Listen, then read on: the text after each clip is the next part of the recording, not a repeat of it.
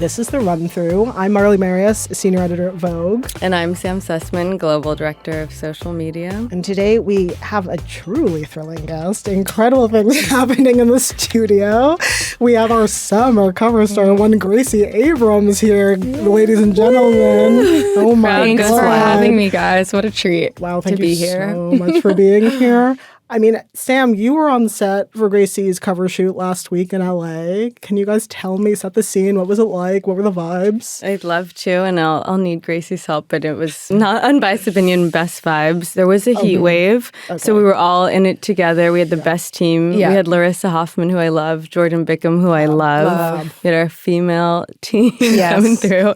Emmy and Tomas. Yes, oh my, the best. I mean, Tomas, tell me how you felt about it, because I had a blast. I mean, to be in LA was also quite nuts, having grown up there. I think because of how intimate the crew felt, it was always a trippy moment to pull back and realize what it was we were shooting and where, and also like that environment was so remarkable, and really just the people make everything all the time. But what a nuts kind of bucket list. And the setting was George Lucas's amazing new narrative. I don't know what it's called actually. It's the Lucas Museum of Narrative Art. Okay, gorgeous. I kept calling it the Museum of Storytelling because there was. I'm sure he would agree that that's also what it is. Yeah, I mean, what was amazing though was I feel like I've never been in such a big space in my life. Like I thought we had left cavernous, we left Earth. It does feel you're like, oh, hello Mars. Like just so excited for LA to have a museum like that. The design is incredible. I think 300,000 square feet. I mean, it's unimaginable. You enter. I've never been in a museum before. It's open before. You're running through the museum. Yeah, it was great. We got tacos that day. Got mariscos. Have you ever had mariscos Jalisco's? Oh, well, we're flying to LA and we're doing it. Yeah, got a big tray. It was of shrimp tacos. It was. We wouldn't have made it through the shoot without it. So no, I think it was a real dream. That is so fun. We can't. I mean, for the audience, we are recording this a few months before the story's out, so we're with bated breath waiting to see the story, but we're very excited about it. Did you listen to any music on set? Yeah, we had Gaga. We had the Fame always, and I think we switched it up. We put some Tame Impala too, and then at the end, last shot, I was like, we're going back to Gaga. Yeah, Sandy was like, we were all a little bit fading into the day by the end of because also it was heat advisory, heat warning in LA. They were like, don't go outside. Don't go outside. And we were in the row this, in 95 degree heat. Anyway, but then it was just so funny. There was some ambient music, and all of a sudden it's like, just dance. I was like, yes, thank you, Sammy. We got to hear a snippet of the new album, which was very exciting. Thank you for listening. I mean, when do you kind of decide how you want to sort of talk about what an album sort of is and how it kind of fits into the sort of trajectory of your sort of work? Because I do feel like when you're doing press around a project, you kind of have to be this is, reflective of this kind of moment in my life. To me, I feel very present with whatever it is I'm writing, and that there wasn't a single event that inspired a concept album in this case. I feel like I was surprised that as much music came as quickly after the last tour ended. I wasn't anticipating that. I didn't feel like I had anything to say. And I think my nervous system was really settling into what life off tour feels like, because it had been 4 years of a straight push. Oh my God. Yeah, and I think when you're in it, I'm sure you guys feel this way with what you do, which requires 24/7 attention we get in a way that I cannot even imagine. But there's you don't realize how your nervous system is kind of running until you stop, which never happens. And then, but when it does, you're then whoa, I feel like being absolutely silent. So I had no plans in this case to jump in as quickly as we ended up doing it. But my collaborator, producer, dear friend, Aaron Dessner, who I've worked with for 6 years now, he has superpowers, and kind of whenever we're in the same room, even if I do feel silent to my core, whenever he starts playing something, it sparks my imagination. And therefore, when we got together to kind of just throw something at the wall, so much came out, and it felt like a really quite accurate reflection of, I guess, just being in my mid-20s. And, I think being in your 20s is famously that sort of in-between space where like one foot is in your adolescence still and another is sort of in the future a bit. Yeah. And this album, when I think about, because you two are like some of the first people I'm talking about it, with at all. Just like, so I'm kind of still figuring out the vocabulary, I guess, around it. I'm looking at this album as like, I am the sum of all my parts, and these are the parts that I was this year, I guess. What I was talking to Marley, when Marley asked how I was feeling about the album, I think that in between, I think that's an amazing way to talk about it, because I think that's why I relate to it.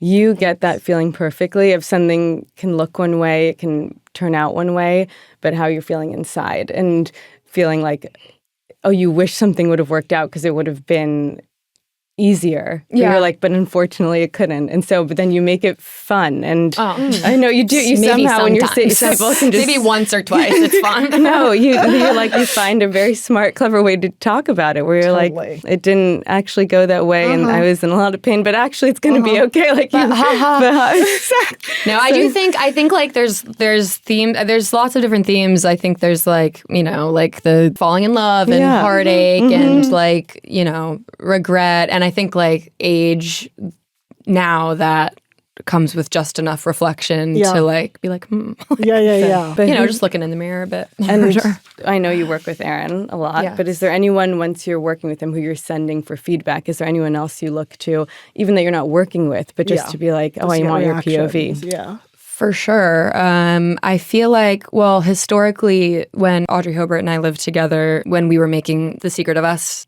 together, like she was my first, it's like run downstairs and be like, do we like this idea? Cute. So that was such a gift to have my dearest friend and my roommate be the person whose, opinion and taste I trust and respect the most. Like that was amazing. And similarly now, Paul's like constantly, I'm just like, thoughts on this one? You know what I mean? So that's a joy for sure. I think, other than Aaron, I'll send a demo to my mom. Yeah. Like, do we hate that? Yeah. But otherwise, I've never been like a cast a wide net. You're really good about bringing people that you love into your world to work with. And so when these people you're talking about, the feedback, you're going to care about their feedback. So I love that. It's people I feel like feedback is so crucial, but I do think in this time, it's like for all of us, because of the internet, like it's unavoidable. We're living in a time where, nothing goes uncommented on, which like is also like our First Amendment right. So I'm like, let's go.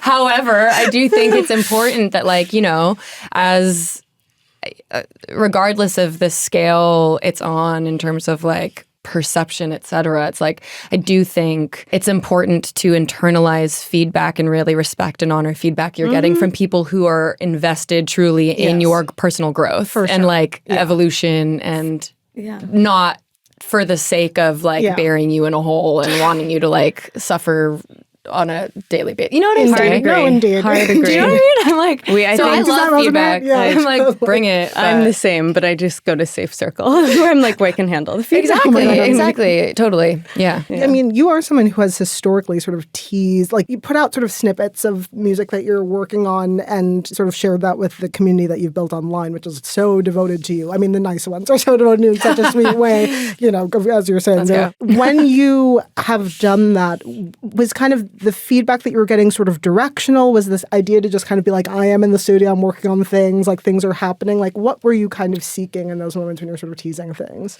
Well, I think when I started posting snippets years and years and years ago, it was like just another outlet for me. And I think because I didn't really think about the internet as like another place that you are performing, to me it was just, I didn't have to face anyone actually. Like it initially was just somewhere for me to kind of log these things. And then as people somehow stumbled across my songs and would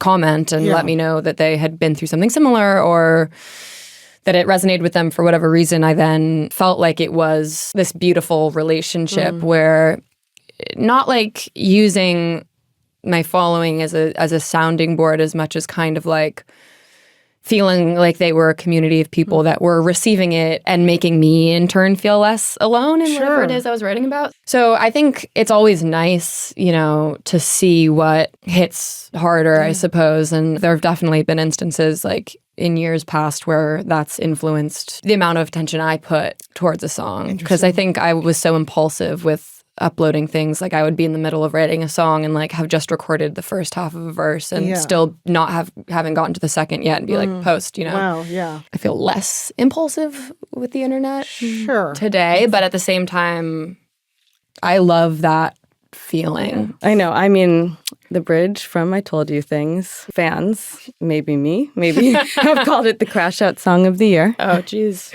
Emotionally devastating. Great. Yeah. Great. Do you agree with that take? I love that song. I loved writing that song. I love that song now more than ever after touring it and kind of getting the catharsis of really, it feels so, it's so conversational and kind of aggro, which I love. Sure. I love it too. I think it's funny just in terms of like audience influence on something, the way that their spirit rewires my memories associated with music is pretty great. Especially because also like it's entertaining to see people like headbang to a song that I certainly wasn't like headbanging to when I was writing it. You know what I mean? I was like basically right here being like, and now they're like fully. So I love them for that. When I think of that song, instead of thinking about what I was writing about, I think about like specific shows where I remember them going particularly hard for it. So you've seen all the viral TikToks. I haven't. I don't have TikTok or anything. Good. I have Instagram on my phone sometimes. Another reason I'm grateful for shows is like that's what I receive. Exactly. The internet for me makes me feel unwell. I think fair enough. Very honestly. Fair. I think you've said, and I've heard other artists say this, which is so interesting to me, that like the moment that you put something out there, and certainly once you begin performing it, like it's not really about what it was to you anymore. It sort of it becomes a completely different experience of the material, which seems so interesting, just to kind of see a piece of work kind of develop a life of its own, like through your fans. Yeah, because it just doesn't belong to you anymore once you put it out. And it's inspiring, I think, to be in a room with a bunch of people that are like, we're all kind of growing up together. Yeah. It feels like a massive support group or something. Like where everyone is relating to each other on some level, regardless of like the fact that they're strangers technically. And it just feels, you know, it's that kind of like catharsis that everyone talks about when it comes to music. Everyone feels. No one's a stranger at your show. I don't know how to tell you. Like I've gotten to watch it, and the way that everyone freaks out, everyone's screaming lyrics together. Everyone always makes friends. Let me tell you, they're dancing in circles around each other. Like they're so sweet. It's so sweet to watch. But talking about your shows, because I know you've said the idea of performing has made you nervous before, which I couldn't believe, because when you go on stage, I do feel you transform, and you're so focused in those songs. You really, I feel like you almost go back to when you were writing them. Like that emotion really flows through you. And I was curious if that's if anything's helped you become more confident in performing. You've done sold out arena tours. You've, you know, from whether opening for people, just starring in your own tours. How have you found that confidence, and how have you been able to be less nervous?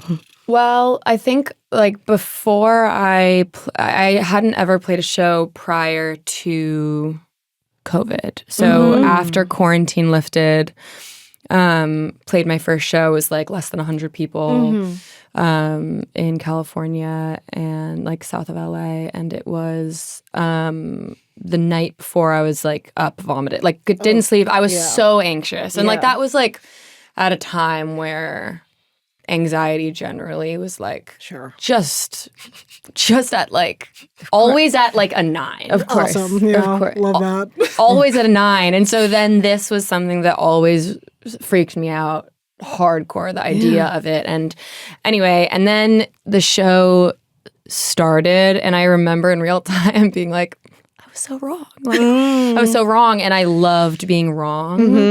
And I felt like that was just a larger lesson, you know, how many stories we tell ourselves, and how lucky it is when those actually are not true all the time. And I think in terms of, not that I've never felt like nervous before a show since then, but the like core rattling fear never came back in that capacity. Even when we were playing like the biggest rooms, it's like a different thing. I think, to answer your question, the confidence piece is really being wrong and being like gifted with this actually like experience that's based in community, not in isolation. It's like the opposite of what I thought it would be. And then also the people that I get to tour with are like family, you know, and like the most down, hysterical, brilliant people I've ever met, you know, like all of us living on a bus together. It's like hard to not laugh instead of cry at anything that's a little stressful or weird. You know, when things go wrong, it's like those are the people I want to be with, which is such a gift because shit goes sideways on tour like practically on a daily basis, you know? So so many variables. I can't imagine the logistic nightmare that is like being on tour. When something goes wrong. It's kind of the most fun. No, I believe that. I mean, when the sound went out, dude, it was crazy in Madrid. We were playing this festival, and the whole stage lost all power. Like Jesus. every light, every cable, every plug, nothing made any sound, and we stayed. Just had my acoustic guitar and everyone sang together, and you're like, oh, like they probably. I hope they won't. I'll never forget it. You know what I mean? I've heard the story. No one will ever forget that. It's special. And I know you keep it fun on tour. You were talking about all the people who surround you, and I know you guys played Traitors even, which I'm in admiration of even setting that up. But just to have those fun moments. I blew it in the final hour. I was so close to winning. You were a traitor. Yes. Wow. And I lost. It was devastating. It was like people were like going so hard. People were swearing on like family member. Like it was serious. People were it was heavy. I mean, I did sort of wonder with like Audrey now on a tour of her own, like, are you guys like talking shop? Is she seeking advice? Have you tried to dispense advice that she actually didn't need because she's I saw her show in London a couple weeks ago. She doesn't need advice from anyone. She's good. It's like electric.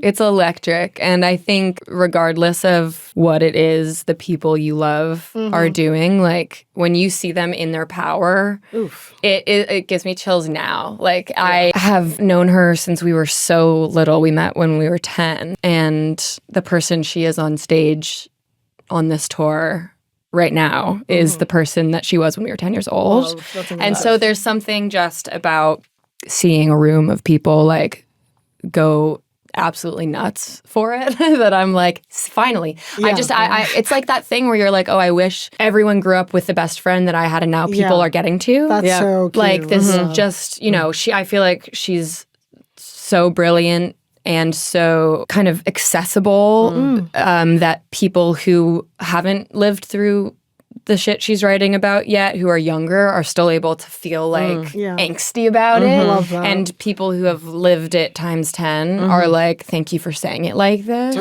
And so this kind of multi-gen, you know, audience who are all like losing it over her, I'm just like, yeah, I know exactly how all of you feel. I felt it first. Yep, totally. I got there first. Thank you guys for joining me. Thanks for finally hopping on. Showing up. You know? No, it's the best thing in the world. Honestly, since we got this snippet, I had to unpack my entire life this weekend, and all I did was listen to your preview of your music. Thank you, girl. On repeat as I unpacked. It was raining. I walked in the rain. I listened. That sounds right. And your new single hit the wall. Yeah. Shivers. Good stuff. Good stuff. Great stuff, in fact.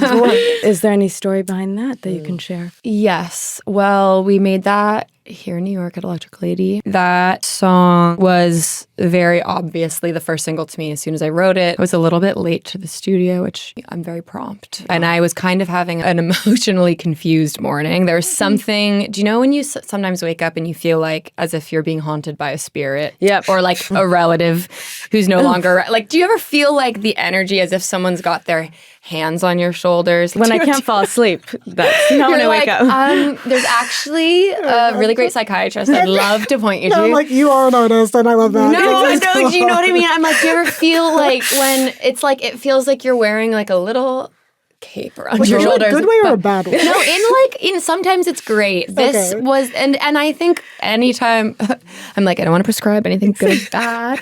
I do think this one was just kind of heavy. I kind of just felt like weighed down, and I was walking to the studio and I started tearing up, and it was kind of at this period where I wasn't crying very much, and I was like, something's blocking me. Like, what is going on? And started feeling teary and got to the studio, and there was the loop that plays at the beginning of that song was playing in the room, and I was anticipating walking into a different thing that we were working on the night before. I very quickly felt like the sound was exactly matched to that hands on shoulders cape feeling. Yeah. Incredible. And so then the spirit joined you in the studio. Imagine if they're like, Gracie's out of her mind nuts. And anyway, so it just really like poured out, and I love that song. Like producing it was the best time. Aaron and Bella Blasco, who's our engineer, who's an absolute genius. And then like a week later, Justin Vernon came in. His voice is in there in like a beautiful way that I felt, again, like I feel like he has some ancient and futuristic gift that is just beyond. It is both. It's like, I'm like, where'd you come from and what are you drinking? And can I have it?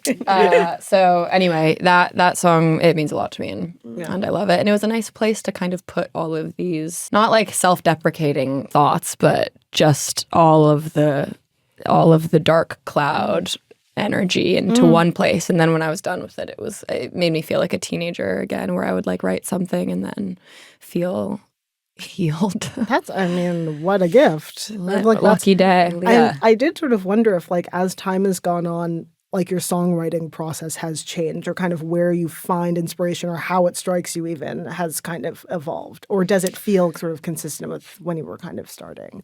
I guess it feels consistent in that I just feel like it's like a snapshot of even just a passing feeling. Like it always feels reflective of where I'm at. And I think when I look back at the music that I've written, so much of it has been based in feeling like in these kind of insecure, anxious places, whether within yourself or in relationship to someone else. I will say, like with this album, I think being at a place where I feel like I'm able to, what's like a less corny way to say, like protect your peace. But do you know what I mean? Yeah. Like something, I feel like as you just grow up, your filter for what feels good or bad or like you or unlike you, like there are, you accumulate kind of better tools to better align with yourself and like, kind of protect yourself, etc. And so I feel like as I've been lucky enough to get to a place that I think is more solid than my younger years, I was worried, like, what will I write about? Totally. Yeah. That, like, kind of, like, don't need to worry. Where you're like, if that's gone, then what am I doing?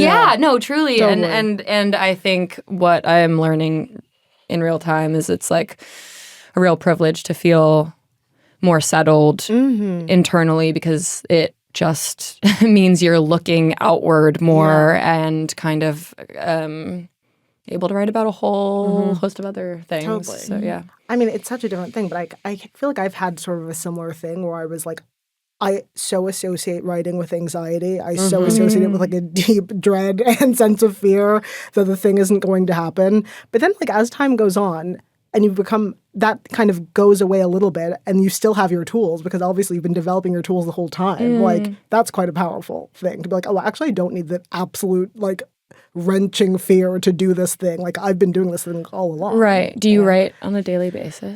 I end up writing on a daily basis. That's true. And you know what? It's true. Because I feel like some of the things I do, I don't like take seriously, but it is writing. Like, it is using the tool. It really is. And she's amazing. And it's all additive. This is a therapy. Anyway. Wait. Can I ask one follow-up? Please. Okay. When you say you're writing, is it for like personal, or are you saying for work? It's or like for work. But I do, well, actually, I'm sort of curious about this for you, because this flipping is it back. I know. This is going to sound embarrassing. I talk to myself kind of a lot, and I find that quite productive, actually, in terms of like helping me to articulate things that I am working out, and it's helpful to do out loud for me. Are you like this at all? Absolutely. Okay, yeah. Like, I find it embarrassing, but I'm also kind of like, it's doing something though. I think there's nothing more endearing in the whole world than hearing someone talk to themselves. I say that because it's not writing, but it is like working out a thought in a way that writing is. Yes, 100%. I think it's also probably just goes hand in hand with your process if you find yourself doing it a lot. Yeah. My older brother was like this so much. Like, and you see like a little kid with such an active imagination that when they're in their own world, they're like looking at a tree and they're like, do you know what I mean? Where you're like, there's a world happening. Totally. I feel like those people grow up talking to themselves. Totally. And those are storytellers. Yes, storytelling. Linking back to storytelling. And you're like doing accents.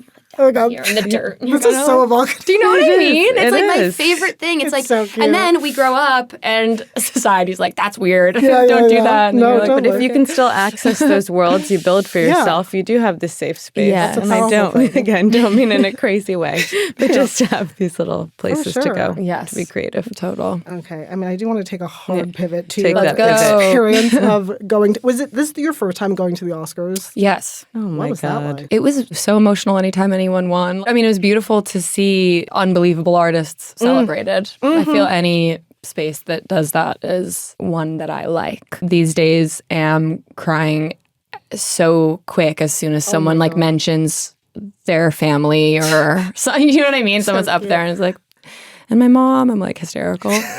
Yeah, truly. Total trip, those environments, but so lovely to watch people who deserve to win. Yeah. I mean, I was telling Marley, I was lucky enough. I think I caught you right as you were coming off the carpet. You always look like you're having so much fun now. You look gorgeous. I have to shout out both of you and Paul. I know Felicity helps Paul, and I know I have to shout out our dear friend Spencer, who really went all out with that look. Because when the wind picked up the neck scarf, I don't know what the official term for that is, but that was gorgeous. I mean, it was stunning. Are you having so much fun coming up with looks with him now? I mean, what's that process like? He's my hero.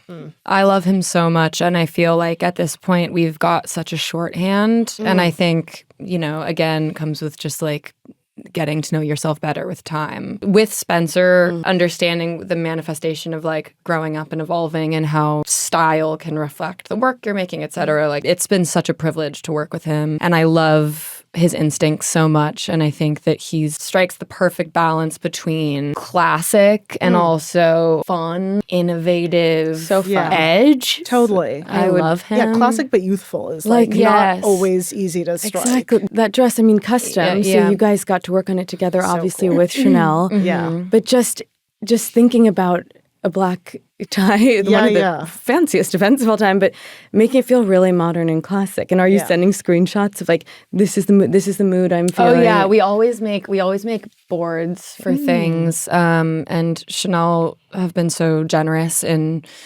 like, accepting those references and kind of like, the moods, I suppose. There's that amazing black two-piece set Gwyneth Paltrow wore. The embroidery on it is like stunning, and the beading is so gorgeous. And that was kind of the idea. Very to safe to use Gwyneth as your I'm like, hard to go wrong. Hard to go wrong. Anyway, so that was kind of for this look. But yeah, just wanted to like feel like I could be in my skin and, Totally. be there to support. You attended with Paul, of course. You've been together a while, but only recently started doing carpets and sort of public appearances together.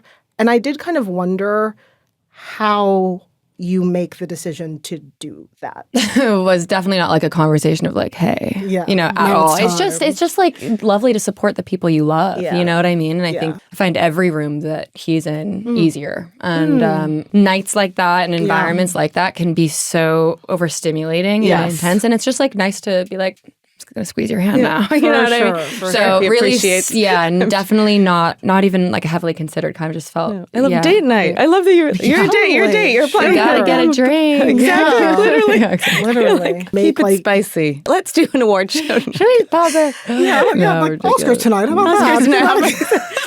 I wanted to watch at home in my pajamas, but sure, I'll put on this gorgeous dress. Yeah, exactly. I mean, gorgeous dresses aside, we wanted to know about your off-duty style. I feel like simpler than ever as I've like been cutting my hair off and off and off. I'm just loving low maintenance. All of the screenshots in my phone of like fashion that I love is like Chloë Sevigny and like Winona and Gwyneth in the 90s. And then I'm kind of like, okay.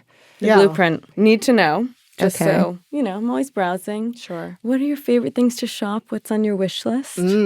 Oh, goodness. I feel like well, do you mean fashion? Because immediately I go like, I'm loving this kitchenware place. Oh, perfect. near my house. This is what we're interested in. There's just, I think as I've been off tour and have a kitchen again, because like the George Foreman grill was like our primary like tool on the road. We were like panini press, like let's go. Wow. And now that I have a stove and an oven, I'm like getting ahead of myself. But all these different size, like, sometimes you want to just cook for one. Yeah. You're like, so I'm getting all these little. So anyway, I'm loving these. Oh, hello. I'm loving kind of kitchenware and knives at the moment are making me excited. This like that's fun. set I want to get, but I haven't. So wish list. And then that just must shout out Mathieu. The god. Yeah, literally. I mean, I've never seen like such a craze. Oh, just the amount of texts I have dedicated to like which shoe, which bag. Yeah. I'm like probably from me. You're like the amount of fucking texts I'm getting from these crazy. You have some fab bags that are on maybe my wish list. I'm like, I wonder how long I'll get to. I'm like, will I'm always like, will they take it back? I'm like clutching it. I'm like, do you guys want this back? I'm just like, you have to put all your belongings in it. And you know what I like? What I love about his bags at the moment as a tote person is that like even the ones that don't look that big can fit everything. Roomy. We did a what's in the bag. I think she had over 50 items in a bag.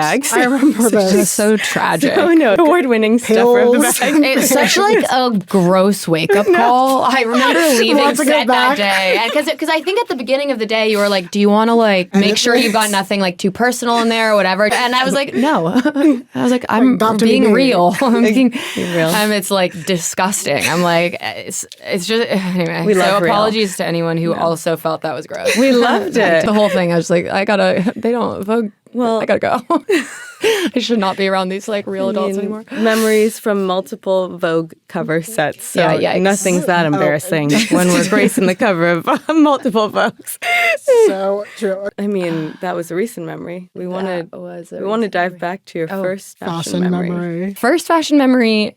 Actually, the two that just popped into my head are so related in a way that I've not thought about till now, which is I was probably like 3 years old. Okay. I remember visiting my grandparents, and I think my grandmother must have got me these shoes, but they were like Mary Jane's, like red patent leather. I can picture them. And I loved them. So I remember cute. like feeling power for the first time. Like I remember putting these shoes on and like I remember stomping around and just like, why don't all shoes make you feel like this? Oh my God. Was my thought. And the second memory that just came to mind was Halloween being Dorothy from Adorable. Wizard of Oz, also red shoes. I was about So to say, what's up? there's a theme here. Absolutely. We need to dive into this. Yeah. So I don't know, maybe what's that mean about like a little accent? A pop of red. A pop of red. Literally, I don't want to be this person, but go on. TikTok says red nails bring you power. So Okay, maybe it's and red red shoes. shoes. Look at you. I didn't. Look at me. Yes, Absolutely not. yes, Are you yeah, rocket? like, Yeah, oh my same. God. Don't look at mine. Like literally never in my power, actually. yeah. And by the way, not wearing red shoes. Shit. Sam is winning today. We were thrilled beyond to hear that you'd be making your acting debut in Halina Rein's next film. First of all, acting, was that always a bucket list thing? No. How did this happen? The script came across my desk and Wow. it lit me on fire, and that's really, I guess, all I can say. I'm That's just so, it was definitely not in the cards, and I am thrilled, and it will be so humbling, and I just feel so lucky that she's at the helm of this thing, because I've just admired everything she's done. I think she's so bold and brave and like So cool. wild, Yes. and she makes me feel very embodied. The state of the world right now, like people that make you feel really integrated. That's what I want to lean into. So I love that. An adventure. Yeah, that's really exciting. And also just like to tap into a different side of your creativity, maybe. Sort of learn something about yourself, one would think. One would think. One would think. One would think. You know, I'm like, I think there's going to be have I got lots of good writing coming out after that experience. Knocking on wood. I started talking to myself. I'm like, what's the hands on my shop? like the little kid down in the door. No, but we can't wait. We can't this wait new for era is going to be major.